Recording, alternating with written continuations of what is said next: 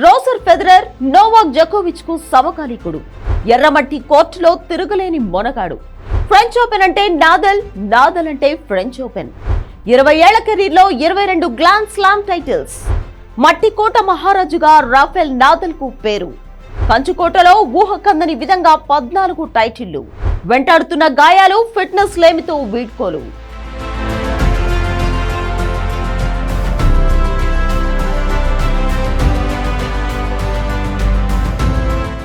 Clay కోర్టులో తిరుగులేని మొనగాడు. ఎర్రమట్టి కోట్ అతనికి కంచుకోట.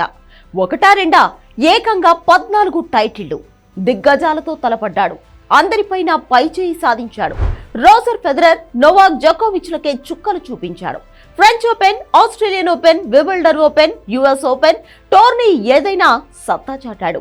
ఎవరికి అందనంత ఎత్తుకు ఎదిగాడు. 20 ఏళ్ల సుదీర్ఘ కెరీర్లో 22 టైటిళ్లు కొట్టాడు. అతనే స్పెయిన్ బుల్ రఫెల్ నాదల్. 2 దశాబ్దాల పాటు ఆడిన నాదల్ చివరి మ్యాచ్ ఆడేశాడు. ఓటమితో కెరీర్కు వీడ్కోలు పలికాడు. వివాదాలకు దూరంగా ఉన్నాడు. గొప్ప స్నేహశీలిగా పేరు సంపాదించుకున్నాడు.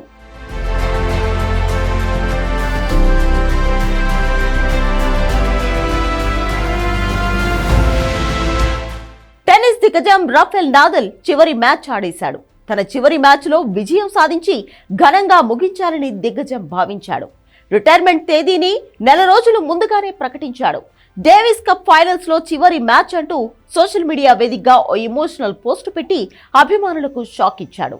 అనుకున్నట్లే నవంబర్ వచ్చింది. డేవిస్ కప్ ఆడాడు. అయితే ఓటమితో తన కెరీర్ ముగించాడు Spain bull Rafael Nadal. Davis cup లో భాగంగా నెదర్లాండ్స్ చేతిలో స్పెయిన్ ఓటమి పాలవడంతో నాదల్ కెరీర్ ముగిసింది. తొలి సింగిల్స్ లో మ్యాచ్ లోనే పరాజయం పాలయ్యాడు. 4-6, 4-6తో Netherlands player Botic van de Zandschulp చేతిలో పోరాడి ఓడిపోయాడు నాదల్. 2 దశాబ్దాలకు పైగా టెన్నిస్ కోర్ట్ ని దేవాలయంగా భావించిన నాదల్ అంతర్జాతీయ కెరీర్ ఓటమితో ముగిసింది.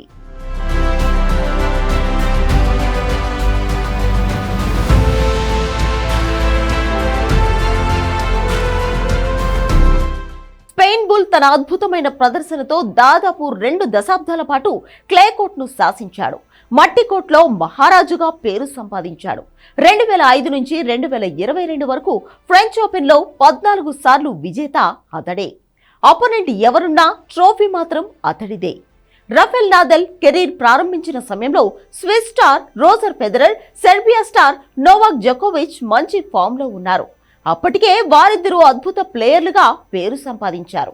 టెన్నిస్ పై ఎవరిని కదిపినా రోజర్ ఫెదరర్, నోవాక్ జోకోవిచ్ గురించి గొప్పగా చెప్పారు. అలాంటి పరిస్థితుల్లో ఎంట్రీ ఇచ్చిన స్పెయిన్ బుల్ రాకెట్ కంటే వేగంగా దూసుకొచ్చాడు. ఎదురులేని విజయాలతో రోజర్ ఫెదరర్, నోవాక్ జోకోవిచ్లకు గట్టి ప్రత్యర్థిగా మారాడు. 2005లో ఫ్రెంచ్ ఓపెన్ లో నాదల్ టైటిళ్ల వేట మొదలైంది. అక్కడి నుంచి వెనుదిరిగి చూసుకోవాల్సిన అవసరం లేకుండా పోయింది. తొలి టైటిల్ కొట్టిన ఫ్రెంచ్ ఓపెన్ లో తన పేరు చిరస్థాయిగా నిలిచిపోయేలా, చరిత్రలో తనకంటూ కొన్ని పేజీలు లిఖించేలా ప్రదర్శన చేశాడు. ఫ్రెంచ్ 2005లో మొదలైన రఫెల్ నాదల్ విజయ ప్రస్థానం కొన్నేళ్ల పాటు తిరిగే లేకుండా పోయింది.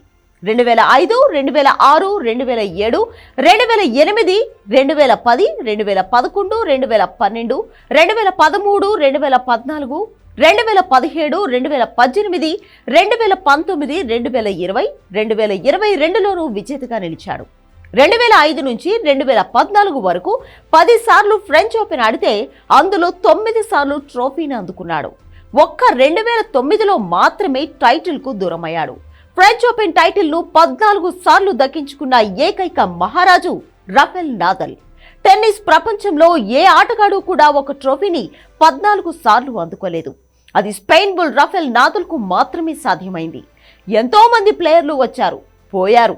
నాదల్ మాత్రం చరిత్రలో నిలిచిపోతాడు. ఇతర గ్రాండ్ స్లామ్ టోర్నీల్లోనూ సత్తా చాటిన నాదల్ తన కెరీర్లో మొత్తం 22 మేజర్ టైటిళ్లను సొంతం చేసుకున్నాడు.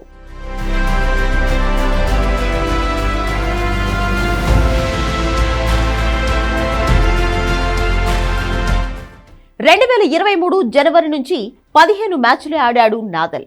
అతడి గెలుపోటముల రికార్డ్ 8-7గా ఉంది. చాలా కాలం నంబర్ 1గా ఉన్న స్పెయిన్ బుల్ ఇటీవల ఎక్కువగా ఆడకపోవడం వల్ల 275వ ర్యాంకుకు పడిపోయాడు.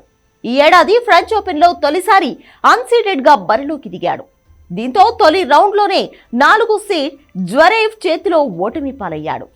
కొంతకాలంగా నాదల్ గాయాలతో సతమతమవుతున్నాడు. దీంతో ఈ ఏడాది 4 గ్రాండ్ స్లామ్ టోర్నీల్లో 3 పాల్గొనలేదు. డేవిస్ కప్నకు ముందు చివరిగా ప్యారిస్ ఒలింపిక్స్ లో బరిలోకి దిగాడు. కానీ అక్కడ నాదల్ నిరాశపరిచాడు.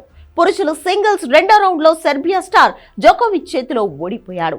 కెరీర్ మొత్తంలో నాదల్ 36 మాస్టర్ టైటిల్స్, 2 ఒలింపిక్ బంగారు పతకాల సహా 92 ఏటీపీ సింగిల్స్ టైటిళ్లను గెలుచుకున్నాడు. అతని ఖాతాలో 22 గ్రాండ్ స్లామ్ టైటిల్స్ కూడా ఉన్నాయి. 20 ఏళ్లకు పైగా సుదీర్ఘ కెరీర్లో ఎక్కడా వివాదాలకు పోలేదు. టెన్నిస్ దిగ్గజం సహచర ఆటగాడు రోజర్ ఫెదరర్ వీడ్కోలు పలికిన సమయంలోనూ రాఫెల్ నాదల్ కన్నీటి పర్యంతమయ్యాడు. తానే ఆటకు వీడ్కోలు పలుకుతున్నట్లు ఉద్వేగానికి లోనయ్యాడు. టెన్నిస్ కోర్టులో ఇతర ఆటగాళ్లలో ఎన్నడూ ప్రవర్తించలేదు. అందరితోనూ గొప్ప స్నేహశీలిగా పేరు సంపాదించుకున్నాడు. 2024 నాటికి నాదల్ నెట్వర్త్ సుమారు $225 మిలియన్. అతడి ఆదాయంలో ఎక్కువ భాగం టెన్నిస్ నుంచి వచ్చింది. కెరీర్ మొత్తంలో $135 మిలియన్ కన్నా ఎక్కువ ప్రైజ్ మనీ అందుకున్నాడు.